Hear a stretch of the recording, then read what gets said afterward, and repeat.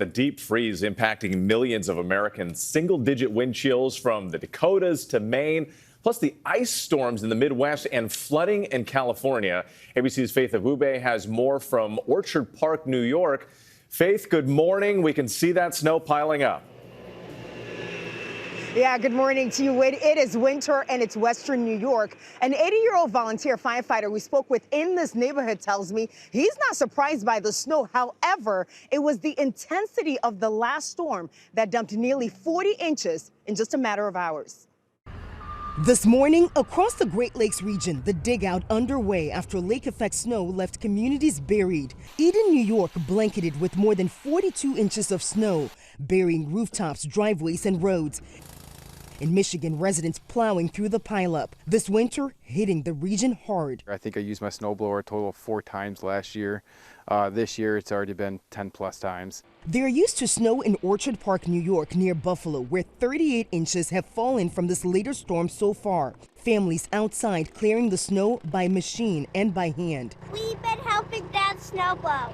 I spoke with Ronald Durkos, an 80-year-old volunteer firefighter who has been hard at work clearing neighborhood driveways. This is the second time I've had to do this. Ronald showing us this car buried in snow in the side of his house. In the Midwest, temperatures dropping to single digits in parts. In Sioux Falls, South Dakota, this waterfall turning to ice, people bundled up outside. In Duluth, Minnesota, steam rising off Lake Superior as temperatures there hit 10 degrees below zero.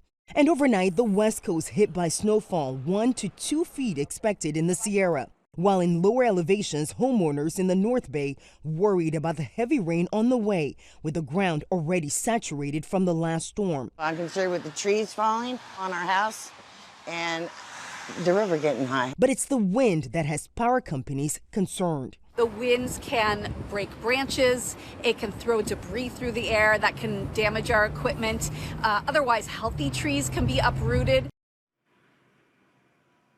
And Janae, back here in Orchard Park near Buffalo, New York, it is cold this morning. The temperatures in the single digits. But for most people here, they're likely to stay warm, especially tomorrow, staying indoors as they watch that big game between the Buffalo Bills and the Detroit Lions.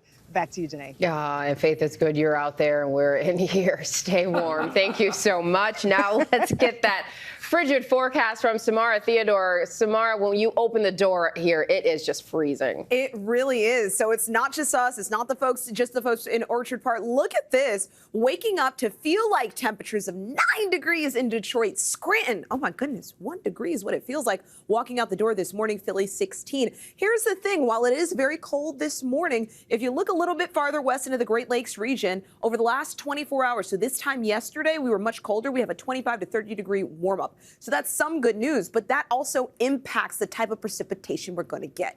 So for eastern Iowa, an ice storm warning has been issued. You could see 1/4 of an inch of ice or just a little bit more there. Winter weather advisories timing this out by 7 p.m. Soaking rain for cities like Chicago all the way down to Nashville. Gio? All right, Samara, let's hope things warm up soon. Thank you.